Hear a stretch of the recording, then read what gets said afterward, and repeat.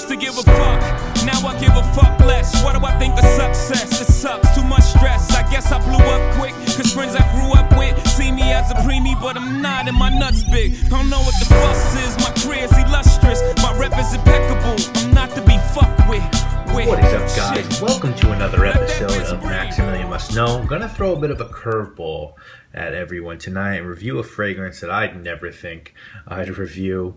The house is Judith Leiber and the fragrance is called Knick.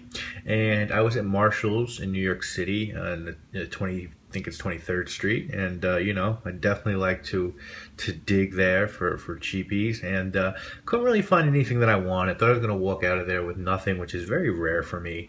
And I saw this damaged box. You can tell the box is kind of fucked up behind a bunch of other boxes, and the box was fairly large, as you could see. So I grabbed it. I looked this scent up on Fragrantica, and I really liked the notes. And I like the feedback on the scent, so I decided that I would give this one a go, and I purchased it. And before we talk about Knick, I'm going to let you know a little bit about Judith Leiber, which is a house that I immediately associate with handbags. Judith Leiber was born Judith Petto in 1921 in Budapest, Hungary. She was the first woman to actually join the Handbag Makers Guild in Budapest. She was Jewish, and she escaped the Holocaust because her father was able to attain a Swiss document that got the owner of the document safe passage to Switzerland. And basically, Leiber really learned the handbag business from soup to nuts, working for quite a few companies before founding her own in 1963. She first started making bags at a friend's house and then in a small factory. At that time, she moved to the United States with her husband, who was an American soldier named Gershon Leiber, and the name of the company she started was called the Leiber Company. And besides doing handbags, she also did accessories, but what really took off for Leiber was the bags. She's sort of known for these really beautiful evening bags that have very sharp edges and usually incorporates crystals into them. One of the first designers to popularize the trend of crystals and or rhinestone and leather together.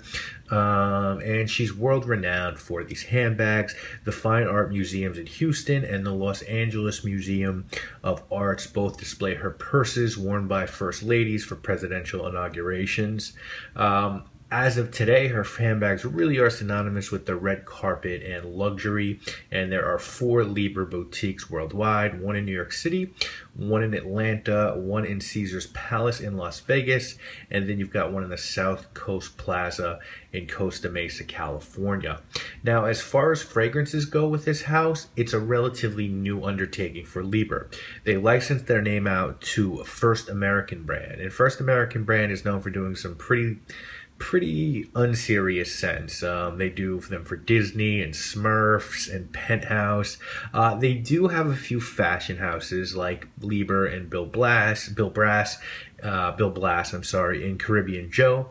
But they've done 5 fragrances for the Leiber line, and the earliest was called Leiber for Women, which came out in 2007. But the one we're talking about today came out in 2011, and it, of course, is called Judith Leiber Knick. All of the Leiber scents are marketed and meant to be bought by females, so take that for whatever you will. And an interesting note about this one, because it comes in one size, which is 75 ml, but evidently 2 concentrations, an EDP and an EDT. But it's hard to find the real difference in them. If you look on Fragrantica, the notes, they just break them up into one fragrance. The EDP is evidently more expensive. I've seen it online for as much as $200, and the website, the EDT, which is this one, usually goes for around $25 to $75. And this stuff is pretty readily available online, so if you're interested in it, it's pretty easy to find it. I did get this 75 ml of the EDT for $15 at Marshall's. I think the EDP has rhinestones at the top and bottom, while the EDT only has them at the top, but I could be wrong about that. The notes on this guy are bergamot, black cinnamon at the top. In the middle, you've got jasmine, peony, lily, and in the base, you've got amber, patchouli, creamy woods, and incense. Now, as far as your presentation goes, as I said, I got a pretty damaged box, but it says Judith Leiber Knick. You've got some information there. You've got a barcode in here, just a place for the fragrance. It's a really shiny metal, as you could tell, and it says Judith Leiber Night, but there's no doubt you have the eau de toilette because it says it right there. And then as far as your bottle, it's black glass. It's pretty heavy, I have to say. The rhinestones on the cap are crap. These are not Roja Dove rhinestones. These aren't Swarovski crystals. They look pretty poor quality, which I'm a little surprised about for Judith Leiber. And the cap is also very, very light, which I'm surprised about, but the atomizer works well. And you have your sticker on the bottom, which does confirm the eau de toilette concentration, and I guess this was made in Florida. So look, I actually like the presentation. I just wish that the cap was heavier and the crystals were better quality, and then I think it actually would be a beautiful presentation. But as far as the fragrance goes, wow, this one's really interesting. If you're the type of guy that can pull off Black Orchid, then you should take a look at this one because it has that sort of dark floral vibe, which I really enjoy. It's sort of a floral gourmand to my nose, at least. It opens up with a little bit of bergamot and some dark cinnamon and amber, and it's not very floral at this part of it, but you definitely do get hints of that jasmine, and that the jasmine almost gives this scent almost a fruity tropical, dark fruity tropical vibe.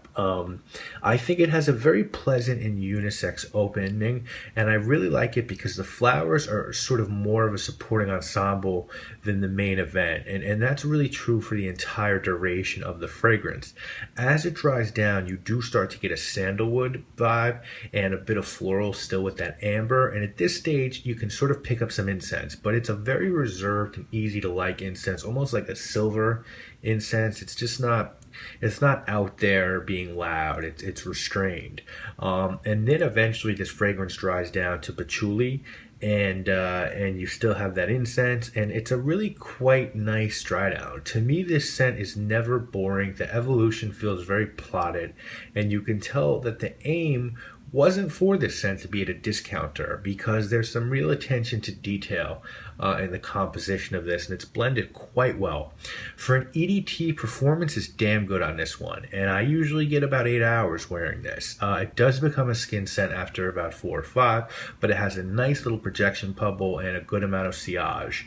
It's very unisex, but it definitely leads itself more feminine than masculine, so you should really figure out how comfortable you are with a scent like Black Orchid before going for a bottle of this.